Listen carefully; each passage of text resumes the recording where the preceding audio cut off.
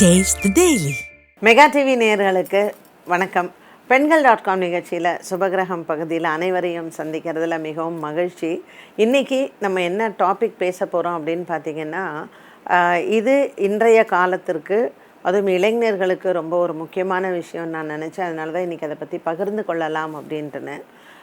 இப்போ எல்லாருமே என்னை பார்க்க வரவங்களாக இருக்கட்டும், இல்லை நான் என் நண்பர்கள் வீட்டுக்கெல்லாம் போகும்போது, இல்லை மற்றவங்கள்ட்ட பேசும்பொழுது, இன்றைக்கி இருக்கிற ட்ரெண்ட் என்ன அப்படின்னு கேட்டிங்கன்னா, என் பசங்க கோவிலுக்கு வரமாட்டாங்க மேடம், நீங்கள் ஏதாவது பரிகாரம் இருந்தால் சொல்லுங்கள், நாங்கள் போய் பண்ணுறோம். ஸோ பெற்றோர்கள் பிள்ளைகளினுடைய ஜாதகத்தை பார்த்து அந்த ஜாதகத்துக்கு ஏதாவது பரிகாரம் செஞ்சால் நமக்கு என் குழந்தை நல்லா இருக்குமே அப்படின்னு பெற்றோர்கள் நினைக்கிறாங்க. ஆனால் பிள்ளைகள் அதில் நம்பிக்கை இல்லை, கோயிலுக்கு போய் நான் இதெல்லாம் செய்ய மாட்டேன், இல்லை கோவிலில் எனக்கு போகிறதுக்கான நம்பிக்கை இல்லை அப்படின்னு இந்த ஜென்ரேஷன் சொல்கிறாங்க அப்படின்னு. ஸோ நம்பிக்கை இருந்து போகிற பிள்ளைகளும் இருக்காங்க, நம்பாமல் நான் கோவிலுக்கு போகலை, எதுக்காக கோவிலுக்கு போகணும்னு கேட்குற பிள்ளைகளும் இருக்காங்க. ஸோ பிள்ளைகளுக்காக நான் தாய்மார்கள் நான் போகிறேன்னு சொல்கிறவங்களும் இருக்காங்க. அப்போது பிள்ளைங்களுக்காக அப்பா அம்மா போய் ஒரு பரிகாரம் பண்ணுறாங்கன்னா அது பலிக்குமா? ஒன்று. ரெண்டாவது, சரி இந்த பிள்ளைகள் கோவிலுக்கே போகலை, இவங்க வாழ்க்கை நல்லா இருக்குமா நல்லா இருக்காதா, இந்த பயம் ஒரு பக்கம். ஐயோ என் பையன் கோயிலுக்கு போக மாட்டேங்கிறானே, அவனுக்கு ஏதாவது ஒரு கெட்டது வந்துடுமோ, என் பொண்ணு கோயிலுக்கு போகலையே அதனால தான் இது வந்திருக்குமோ, இவங்க கோயிலுக்கே போகலைங்க அதனால தான் இவங்களுக்கு ஒரு நடந்துருச்சு. இப்படி பல தரப்பில் நம்மளுடைய மனசில் பல கேள்விகளும் பல குழப்பங்களும், கோவிலுக்கு போகணுமா வேண்டாமா அப்படிங்கிற ஒரு சர்ச்சையிலேயே நம்ம இன்றைக்கி வாழ்ந்துட்டுருக்கோம். ஸோ இதனை பற்றின ஒரு தெளிவோ இல்லை இதை பற்றியோ நம்ம பேசலாம் அப்படிங்கிறது தான் நான் இன்றைக்கி அந்த டாபிக் உங்களுக்கு சொல்லலாம். இப்போ கோவில் நம்ம போகிறோம், கோவில் இல்லாத ஊரில் நம்ம குடியிருக்க வேண்டாம் அப்படின்னு ஒரு பழமொழி உண்டு, பெரியவங்க சொல்கிறாங்க. இதில் 2-3 அர்த்தம் உண்டு. ஒன்று, கோவில்களில் மேலே பார்த்திங்கன்னா இடி தாங்கி அப்படின்னு வச்சுருப்பாங்க. இந்த இடி தாங்கி அந்த ஊர் மக்களை காப்பாற்றும். அதனால் கோவில் இல்லாத ஊரில் குடியிருக்க வேண்டாம். கோவில் கண்டிப்பாக இருக்கணும். ஏன்னா கோவிலில் அந்த கோபுர கலசம் இருக்கு இல்லையா, அந்த கலசமில் அந்த கலசத்துலேயே பார்த்திங்கன்னா ஃபுல்லாக நெல்மணிகள் எல்லாம் போட்டு வச்சுருப்பாங்க. ஒரு 5 கலசம் 7 கலசம் இருக்குது. அது பெருசாக இருக்கும். அப்போ அந்த ஊரில் எல்லாம் நெல்மணிகள் தானியங்கள் இதெல்லாம் போடுவாங்க. இது போடுறதுக்கான காரணம் என்ன அப்படின்னு பார்த்திங்கன்னா, ஊரில் வெள்ளம் வந்துடுச்சுன்னு வச்சுக்கோங்களேன், ஊரில் வெள்ளம் பயிரெல்லாம் நாசமாயிடுச்சுன்னா திரும்பவும் நம்ம பயிர் விதை வேணும் இல்லையா, அந்த கோபுர கலசத்தை ஓப்பன் பண்ணி அதில் இருக்கிற அந்த விதைகளை எடுத்து பயிரிடுவாங்க. அந்த ஒரு காரணத்துக்காகவும் வச்சாங்க. நம்ம முன்னோர்கள் எது செய்தாலுமே அதற்கு ஒரு காரண காரியம் நிச்சயமாக இருந்தது.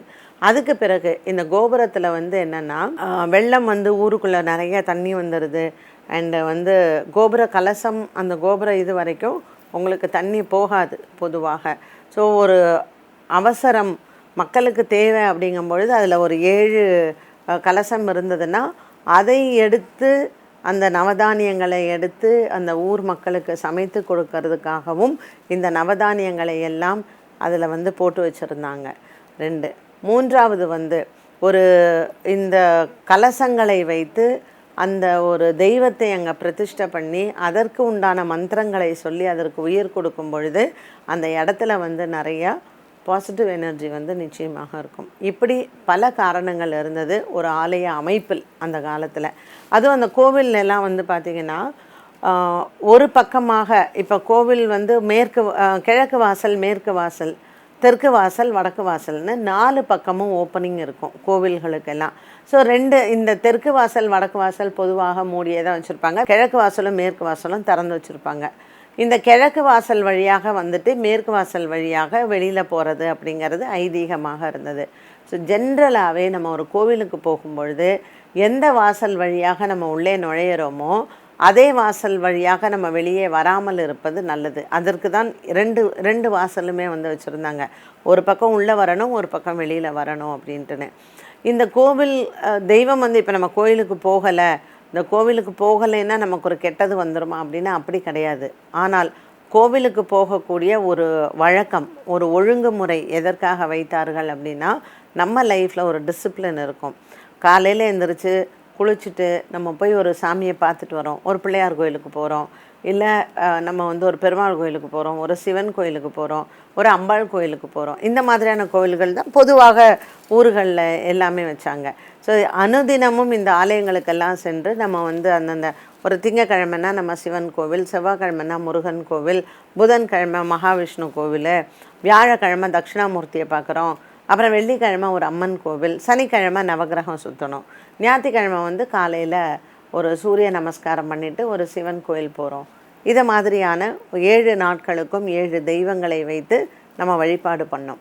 இப்படி இருக்கும் பொழுது நமக்கு உடல் ஆரோக்கியம் நன்றாக இருக்கும், மனதில் நல்ல ஒரு தெளிவு இருக்கும். ஸோ எடுக்கக்கூடிய முடிவுகள் நமக்கு வந்து நல்ல முடிவுகளாக எடுப்போம்.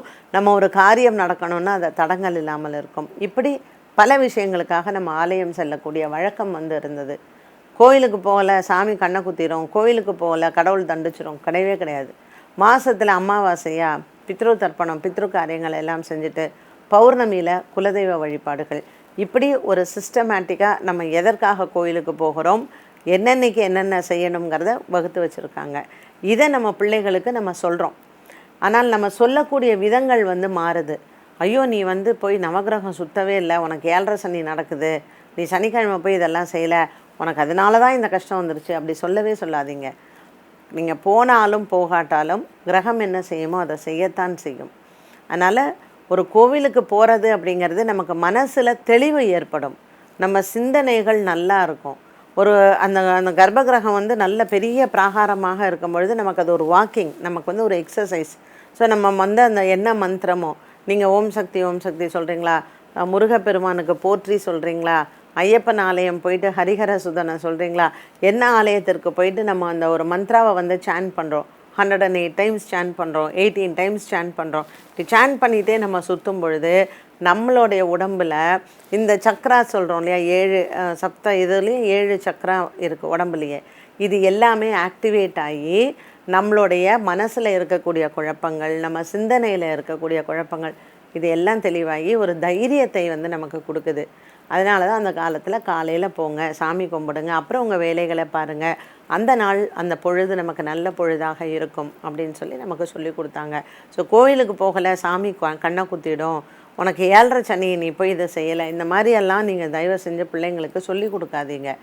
நம்ம என்ன நினைப்போம், இப்படி சொன்னால் பசங்க பயந்துக்குவாங்கன்னு கிடையாது. ஒரு 40 வருஷத்துக்கு முன்னாடி அந்த ஜெனரேஷன் அப்படி இருந்தாங்க. இன்றைக்கி இருக்கிற ஜெனரேஷனுக்கு நீங்கள் சொல்லி கொடுங்க.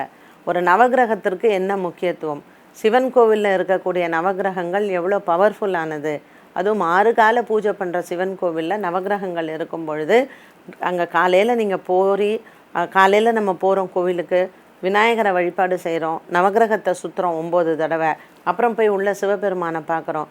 அதை சனிக்கிழமை, அந்த சனிவாரம் அப்படிங்கிறது நமக்கு சோம்பேறித்தனத்தை அதிகம் கொடுக்கும்.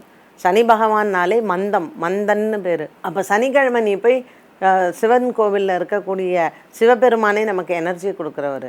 அந்த நவகிரகத்தை நீ 9 தடவை சுற்று, சிவபெருமானை பாரு, அங்கே விநாயகரையும் பார்த்தேன்னா யூ ஆர் ரீசார்ஜ்ட். அப்போ அந்த சனிக்கிழமை நமக்கு ஒரு நல்லெண்ணெய் தேய்ச்சி குளிச்சுட்டு ஒரு கோவிலுக்கு நம்ம போகும் பொழுது உன்னுடைய உடம்பு உன்னுடைய மனசு நல்லா இருக்கும் அப்படிங்கிறனால தான். ஸோ நம்மளோட லைஃப் ஸ்டைல் ஒரு வியாதி இல்லாமல், ஒரு குழப்பம் இல்லாமல், நம்ம படபடப்பு இல்லாமல், ஒரு பிபி சுகர்லாம் நமக்கு நார்மலாக இருக்கிறதுக்கு ஆலய வழிபாடுகள் நமக்கு சிறந்ததாக இருந்தது.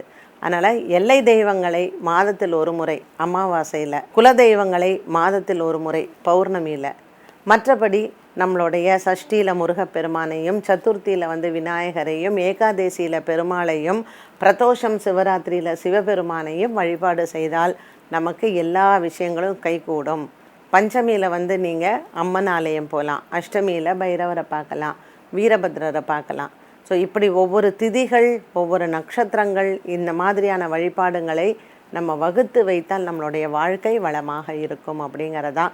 ஸோ இந்த ராசிக்காரங்க இங்கே போகக்கூடாது, இந்த நட்சத்திரக்காரங்க அங்கே போகக்கூடாது, இதெல்லாம் சாஸ்திரத்தில் சொல்லப்படவே இல்லை. யார் வேணாலும் எந்த கோயிலுக்கு வேணாலும் எப்போ வேணாலும் போகலாம் அப்படிங்கிறது தான் விதி. இதில் எது வேணும், எது நம்ம செய்யணும், என்னன்னைக்கு எப்படி செய்யணுங்கிறது பெரியவங்க வகுத்து வச்சுருக்குறாங்க. ஸோ இதை நம்ம ஃபாலோ பண்ணாலே போதுமானது தான். அமாவாசையில் நீங்கள் கண்டிப்பாக எல்லை தெய்வங்களை போய் பாருங்கள். அமாவாசைக்கு எல்லை தெய்வங்களுக்கு வந்து பவர் உண்டு. பௌர்ணமியில் உங்கள் குலதெய்வத்தை போய் வழிபாடு செய்யுங்க. அந்த குலதெய்வ வழிபாடு பௌர்ணமியில் பண்ண தெய்வம் நமக்கு வீட்டுக்கு வரும். சனிக்கிழமையில் நவகிரகங்களை போய் பாருங்கள். நவகிரக வழிபாடை சனிக்கிழமை செய்யுங்க, ரொம்ப விசேஷம். அடுத்தது சிவபெருமானை ஞாயிற்றுக்கிழமை பாருங்கள். இப்படி சஷ்டியில் முருகனை பாருங்கள், சதுர்த்தியில் விநாயகர், பிரதோஷத்தில் நமக்கு சிவபெருமான் நந்தி தேவர், அண்ட் ஏகாதசியில் நம்ம பெருமாள். இப்படி நம்மளுடைய வழிபாட்டுகளுக்கு ஒரு முறையை வைத்து கொண்டால் நம்மளுடைய வாழ்க்கை வளமாக இருக்கும். நேயர்களே, இன்றைய பெண்கள்.com நிகழ்ச்சியில் சுபகிரகம் பகுதியில் கோவிலுக்கு போகக்கூடிய விஷயங்கள், அதுவும் இன்றைக்கி இருக்கக்கூடிய சந்ததிகளுக்கு தேவையான நிறைய விஷயங்களை நம்ம பகிர்ந்துக்கிட்டோம். மீண்டும் உங்களை சந்திக்கும் வரை நன்றி, வணக்கம்.